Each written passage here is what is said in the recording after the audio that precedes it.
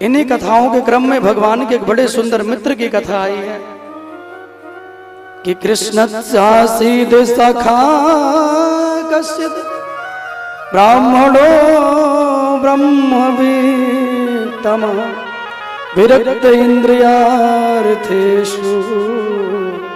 प्रशांतात्मा जितेन्द्रिया। कृष्णासीद सखा कश्चिद, भगवान के एक परम मित्र हैं जिनका नाम है सुदामा।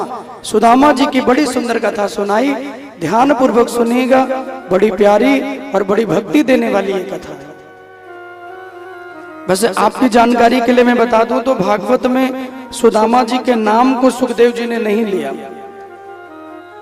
पूरे 18,000 श्लोकों में कहीं भी सुदामा जी का नाम भागवत जी में नहीं आया। केवल इतना ही कहा इति सुदामा चरितम, डायरेक्ट नाम ना लेके। वैसे तो राधा जी का नाम भी भागवत में नहीं आया। जिनके नाम से भागवत निकली है, जिनके नाम से भागवत की महिमा गाई जाती है, उनका नाम डायरेक्ट नहीं लिखा सुखदेव जी ने, क्योंकि वेद व्यास जी जानते हैं राधा जी सुखदेव जी के गुरु हैं और गुरु का नाम अपनी बाणी से नहीं लिया जाता। और सुखदेव जी को राधा रानी के नाम से इतना प्रेम है ना कि जब राधा रानी का नाम उनकी बाणी बोलती हैं तो सुखदेव जी की समाधि लग जाती है।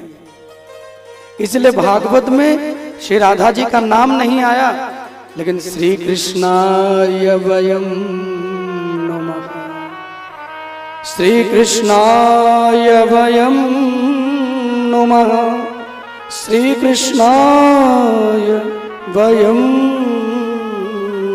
नमः, श्री कृष्णाय वयम नमः। जहां भी भागवत में श्री शब्द आया है वहां श्री राधा रानी के नाम को माना गया। जहां भी भागवत में कहा गया श्री कृष्णाय, यानी वहां राधा रानी के नाम को लिखा नहीं गया, लेकिन श्री माने राधा रानी, श्री माने किशोरी जी, श्री माने लक्ष्मी जी। बहुत बहुत अभिनंदन। हमारे छोटे से भक्त के द्वारा नाम भी प्रभु से जुड़ा है। कान्हा तिवारी जी के द्वारा प्रभु के चरणों में 500 रुपये आया है। इस छोटे से भक्त के लिए जोरदार तालियां हो जाए। बहुत बहुत अभिनंदन, बहुत बहुत आभार। बच्चे जब भक्ति की ओर बढ़ते हैं ना तो बहुत मुझे आनंद आता है। हमारी युवा पीढ़ी, हमारे बच्चे अगर आज के समय में संस्कार बन गया उनके अंदर, संस्कारित हो गए, तो कम से कम आने वाली पीढ़ियों को अच्छे संस्कार तो देंगे। आजकल के समय में संस्कार संस्कृति दोनों लुप्त होती जा रही है। लोग आधुनिकता में इतने ज्यादा खोए हैं कि अपने सारे संस्कारों को भूलते जा रहे हैं। इसलिए छोटे बच्चों को अवश्य कथा में लाया कीजिए और उनसे प्रभु के चरणों में प्रणाम अवश्य करवाएं।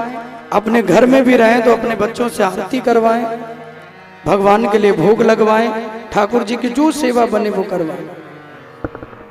अपने बच्चों से भगवान की सेवा अवश्य कराते रहें, क्योंकि बच्चों के मन में यदि भाव बन गया तो उनका जीवन बन जाएगा। और भागवत में कहा गया कि पुत्र को यदि ज्यादा धन दे के ना जा पाए तो कोई गम न कीजिएगा। अगर बच्चों को ज्यादा धन, ज्यादा मकान, ज्यादा दुकान, ज्यादा प्रॉपर्टी नहीं दे पाए तो कोई बात नहीं, लेकिन जिस पिता ने अपने बेटे को अच्छे संस्कार दे दिए मेरे भाई बहन, वो उसके जीवन की सबसे बड़ी दौलत है। जिस माता ने, जिस पिता ने अपने बच्चों को भगवान की भक्ति से जोड़ दिया, जिस सुनीति माँ ने अपने बच्चे को ध्रुव बना दिया, जिस कयाधु मैया ने अपने बच्चे को प्रहलाद बना दिया, वो व्यक्ति दुनिया में कभी भटकता नहीं है। ज्यादा धन दे के भी जाओगे तो इसकी जिम्मेदारी नहीं है कि बच्चा अच्छा काम ही करेगा। ज्यादा धन भी मिल गया और चरित्र बिगड़ गया, धन को नशे में लगा दिया, तो क्या करोगे? खुद से भी कोई भक्ति नहीं की, खुद से भी कभी कुछ प्रभु के लिए नहीं किया, सारा कुछ बच्चे के लिए किया और बच्चा बुरे कर्मों में धन को उड़ा रहा है। ना आपके काम वो धन आया, ना बच्चे के काम आया। इसलिए धनात धर्मम, यदि ठाकुर जी आपको धनवान बनाए, आपको सामर्थ्यवान बनाए, तो धन से धर्म कीजिए, संतों की सेवा कीजिए, गरीबों को भोजन करवाइए, राम मंदिर निर्माण में सहयोग कीजिए। जितना भी आपसे बने उतना करते रहिए। इसलिए बच्चों को अच्छे संस्कार आज के समय में देकर जाइए। आजकल के माता पिता बच्चों को क्या देते हैं? मोबाइल दे दे, बच्चों को टीवी पकड़ा दे, 24 आवर्स बच्चा मोबाइल लेके बैठा है। क्या सीखेगा, क्या देखेगा, क्या विचार बनेगा उसके अंदर? बच्चे जब तक बड़े ना हो कभी भी उनके हाथ में मोबाइल मत दीजिए। पहले उनकी पढ़ाई लिखाई अच्छे से कराइए, अपने पैरों पर खड़े हो जाए, समझदारी उनके अंदर आए, तब मोबाइल दीजिए। और समय समय पर उसको भी देखते रहिए सही उपयोग कर रहे हैं कि नहीं। अब बच्चा कमरे में बैठा, कमरा बंद, आजकल बड़े बड़े घरों में कई कमरे होते हैं, बच्चा कमरे को बंद करके माता जी को लगा के पढ़ रहा है और बच्चा फेसबुक पे लगा है, व्हाट्सएप पे लगा है। मम्मी जी कह रहे बेटा चाय ले लो, ना मम्मी पूरा पाठ याद करके ही लूंगा, सबको मैसेज भेज के ही चाय पीऊंगा। तो बेटा वहां लगा हुआ है तो अच्छा कैसे बनेगा? तो कहा कि अच्छे संस्कार देने की जिम्मेदारी हर माता पिता की है। और जो पिता अपने बच्चों में धन ना सही संस्कार के बीज बोके जाते हैं, वो पेड़ बढ़ता ही रहता है, वो धर्म का वृक्ष बढ़ता रहता है, कभी छोटा नहीं होता। कि कोई कहता है कि तेरा घर बार कितना है, और कोई कहता है कि तेरा व्यापार कितना है, मगर कोई ये नहीं कहता प्यारे कि प्रभु के चरणों में तुम्हारा प्यार कितना। धन दौलत दीजिए अच्छी बात है, लेकिन संस्कारवान बनाइए, भगवान से जोड़िए, भक्ति का क्रम भी। क्या नाम है? बहुत बहुत अभिनंदन। देखिए ये होता है कहने का प्रभाव। इस छोटी सी बिटिया अबिका श्रीवास्तव जी की ओर से ठाकुर जी के चरणों में इसका अनमोल भाव प्रभु के चरणों में अर्पण हुआ है। 501 रुपए, जोरदार तालियां इसके लिए बजाएं।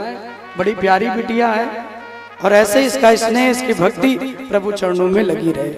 राधे राधे बोलना पड़ेगा, ऐसे नहीं जोर से बोलना पड़ेगा।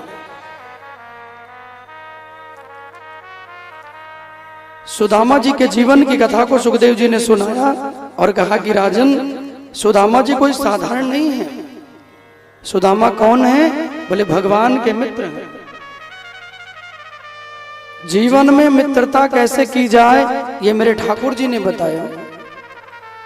कृष्ण स्यासीद सखा कश्चिद ब्राह्मणो ब्रह्मवित्तमा। सुदामा का नाम नहीं लिया, लेकिन बड़े बड़े अलंकारों का प्रयोग किया है कि कृष्ण स्यासीद सखा कश्चिद ब्राह्मणो ब्रह्मवित्तमा अविरक्त इंद्रियार्थेषु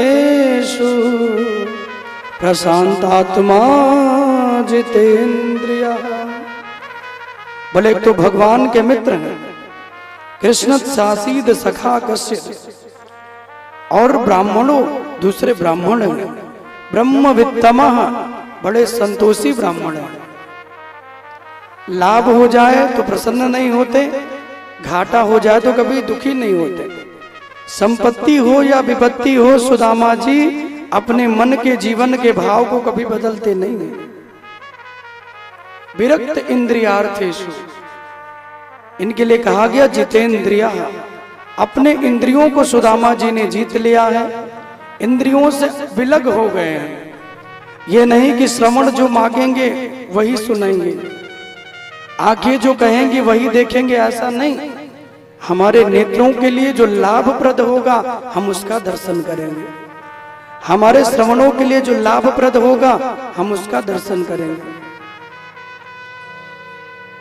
इंद्रियों के वश में कभी मत होइए। गुरुदेव भगवान ने कहा कि उन दिनों की बात है जब सुदामा गुरुदेव के यहाँ पढ़ने के लिए जा रहे थे। भगवान भी अपने रथों में बैठ के गुरुदेव के यहाँ पढ़ने के लिए जाते हैं और रास्ते में दोनों मित्र से